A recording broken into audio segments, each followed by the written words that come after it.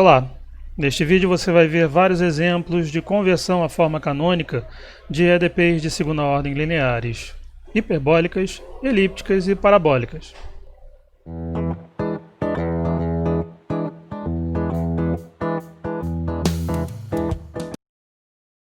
Vamos usar como exemplo esta equação. Nela temos termos de segunda ordem somente, estes dois termos em derivadas puras e este termo em derivadas cruzadas.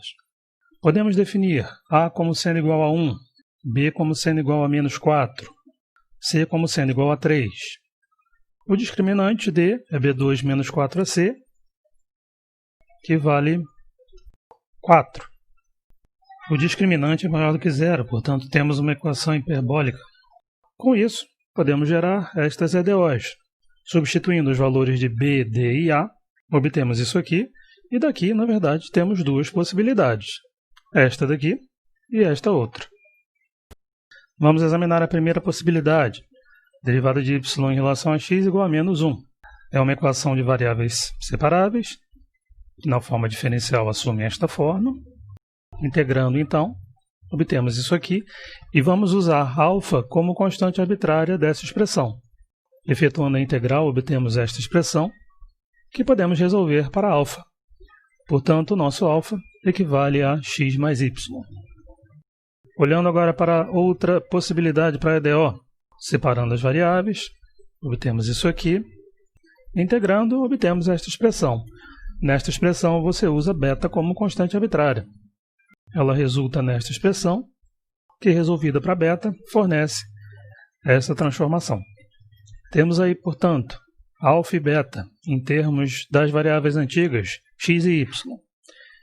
Se tudo estiver correto, esta é a transformação de variáveis que vai nos levar a uma forma canônica daquela equação original.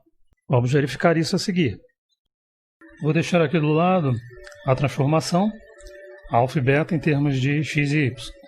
Considerando-o como função de α e β, a sua diferencial tem esta estrutura. Porém, como α é esta função de x e y, sua diferencial, em termos de dx e dy, é esta aqui. E β possui essa diferencial em termos de dx e dy. Substituindo, então, essas expressões de dα e dβ na expressão para du, temos isto aqui e isto aqui, eliminando dα e dβ da expressão e traduzindo tudo em termos de dx e dy. Coletando os termos em dx e dy, obtemos isto aqui e isto aqui. Isso significa o seguinte: du escrito em termos de dx e dy, este primeiro coeficiente aqui, corresponde à derivada de u em relação a x. E este segundo coeficiente corresponde à derivada de u em relação a y. Vamos calcular o xx, que corresponde à derivada em relação a x de ux. Temos a expressão do ux aqui do lado. Usando a linearidade da derivada, podemos escrever isto assim: a derivada de uma combinação linear é a combinação linear de derivadas. A derivada de uα em relação a x, usando esta regra aqui. A derivada de uβ em relação a x, usando esta regra aqui de novo. Daí resultam, então, estes quatro termos. Porém, o αβ e o βα são a mesma coisa. Logo, obtemos esta expressão aqui para o xx em termos de o αα, o αβ e o ββ. Vou anotar aqui do lado a expressão de o xx.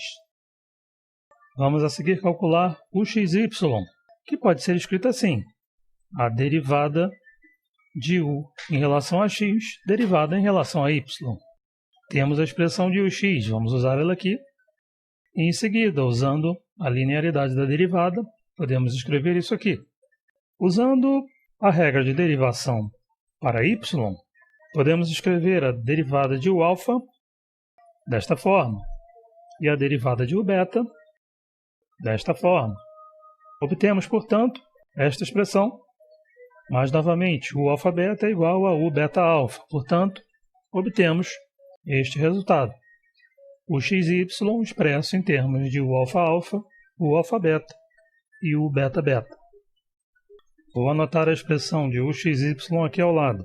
Vou calcular agora o y, que pode ser escrito assim. Temos a expressão de uy. Portanto, podemos escrever assim. Mais uma vez, da linearidade da derivada, podemos escrever. E novamente, da regra de derivação de y, podemos escrever o seguinte. O alfa derivado em relação a y corresponde a isso aqui.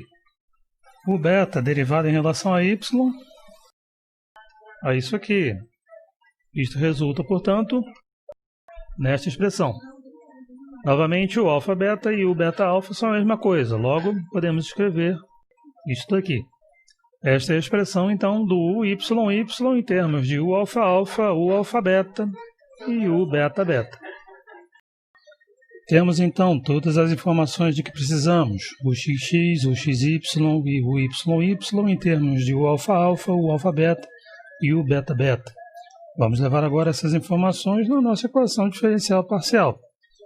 Temos ali o xx, escrito dessa forma, nas nossas variáveis.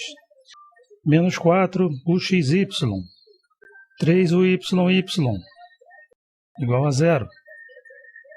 Coletando os termos em u alfa alfa, temos isso aqui. Coletando os termos em u alfa beta, temos isso aqui. E os termos em u beta beta, temos isso aqui. Esse coeficiente é nulo. Esse coeficiente também. Resta, portanto, esta expressão, ou simplificando, temos isto daqui. Então, de fato, esta transformação de variáveis nos leva da equação original hiperbólica à forma canônica das hiperbólicas, no caso, o alfa beta igual a 0.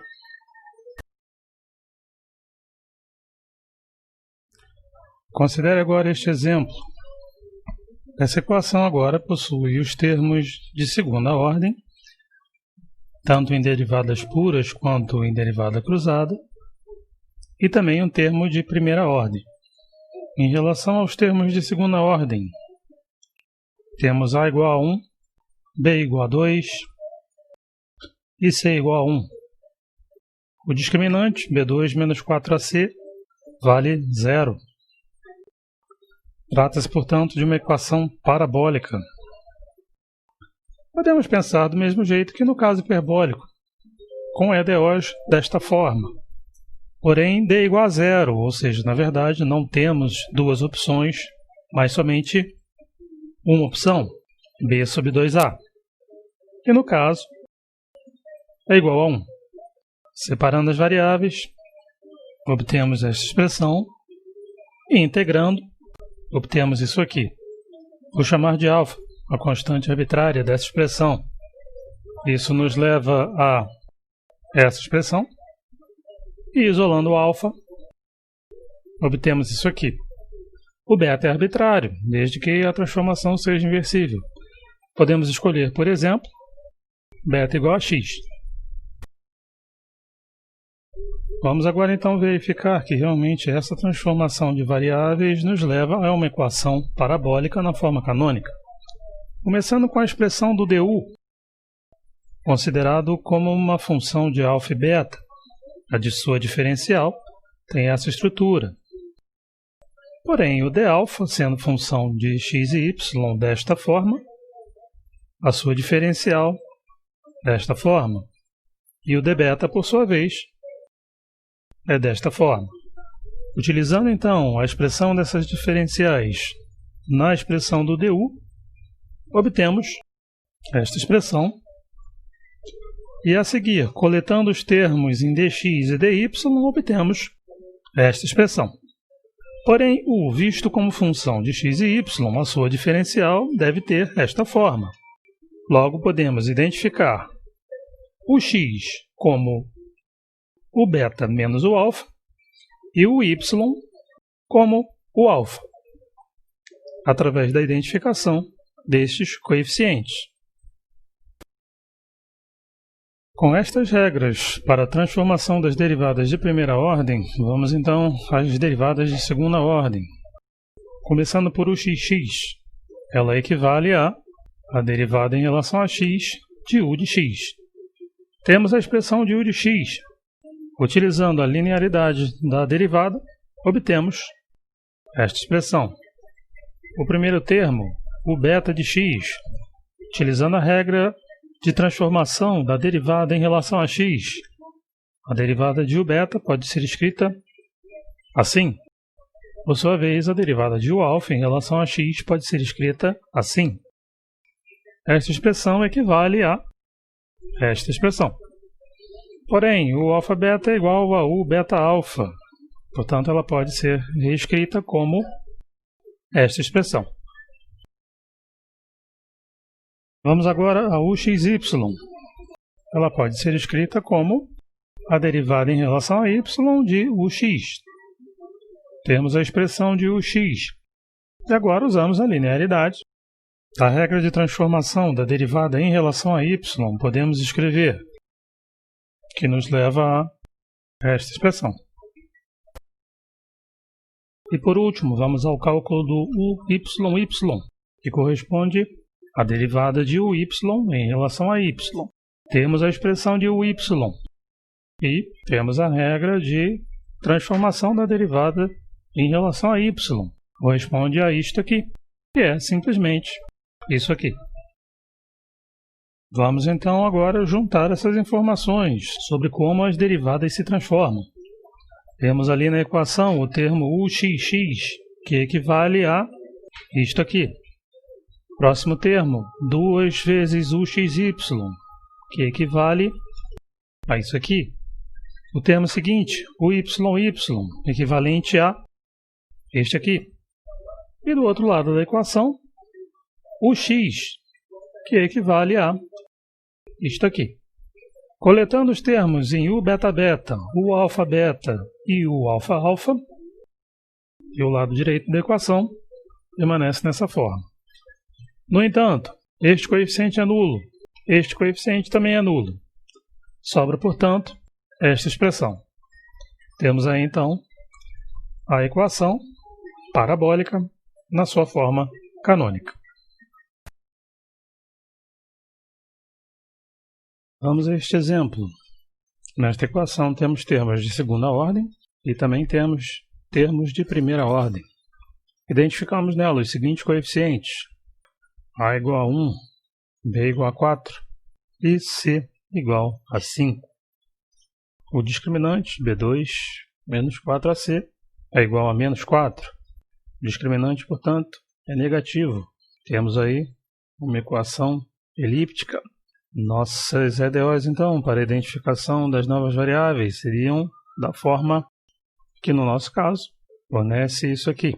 Teríamos aqui duas alternativas. Em princípio, essa e essa aqui. No entanto, você precisa usar somente uma delas. Eu vou escolher essa daqui. A partir desta EDO, então, temos separando as variáveis e integrando.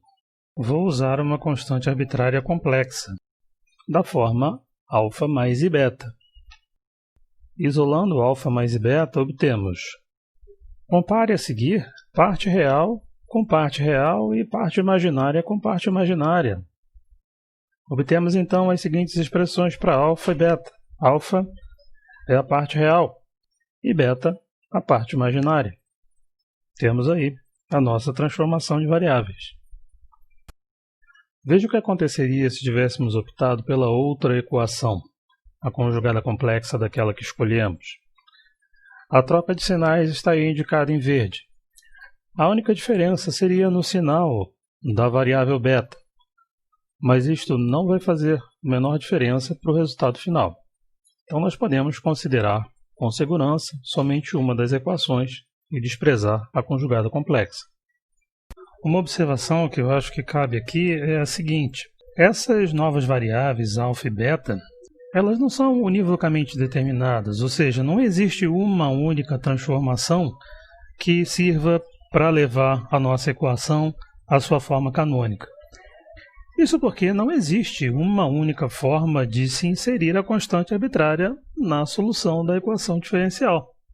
Aqui eu escrevi essa constante arbitrária como alfa mais i beta, mas poderia escrevê-la como alfa menos i beta, daria no mesmo. Ou poderia ter escrito essa constante de uma outra forma mais complicada, exponencial de alfa mais i vezes exponencial de beta, por exemplo. A forma como você escreve a constante de integração, portanto, a sua nova variável, ela tem um certo grau de arbitrariedade. E essa observação vale não só para a equação elíptica, mas sim para todas as outras, hiperbólica e parabólica também. Vamos a seguir obter as regras de transformação das derivadas primeiras. Temos aí a diferencial de u, quando escrita em termos de alfa e beta, e tendo por base a transformação que obtivemos, diferencial de alfa e a diferencial de beta. Substituindo a diferencial de alfa e a diferencial de beta em du, obtemos a seguir, coletando os termos em dx e dy, obtemos isto aqui, o que nos permite então identificar o x como sendo este coeficiente e o y como sendo este outro coeficiente. Passamos então às derivadas de segunda ordem, começando por uxx. Ela pode ser escrita assim, porém temos a expressão do ux, usando a linearidade da derivada e usando a regra de transformação da derivada em relação a x, obtemos isto aqui para o alfa e isto aqui para o beta, o que equivale a, porém, o alfa-beta e o beta-alfa são a mesma coisa. Portanto, essa expressão se simplifica dessa forma. Vamos a seguir tratar então da derivada uxy. Ela pode ser escrita assim. Temos a expressão de ux. Usando a linearidade da derivada, escrevemos assim. Usando a regra de transformação da derivada em relação a y, obtemos isso aqui, que equivale a isto daqui. Temos, portanto, essa expressão para uxy. Vamos agora a uy. Pode ser escrita assim, mas como temos a expressão do y, ela pode ser escrita assim. E da própria regra de transformação da derivada em relação a y, nós temos isso aqui. Ou seja, essa derivada equivale a u alfa-alfa. Vamos a seguir, então, juntar essas informações que temos aqui. Temos uxx mais 4uxy mais 5uy. Isso é igual a 1 menos uy. Temos, portanto, estes termos. Coletando os termos em u alfa-alfa, os termos em u alfa-beta e o termo em u beta-beta e os demais termos. Após as simplificações, o termo em u alfa-beta é nulo, obtemos este resultado. A equação elíptica na sua forma canônica. Ficamos por aqui. Até o próximo vídeo.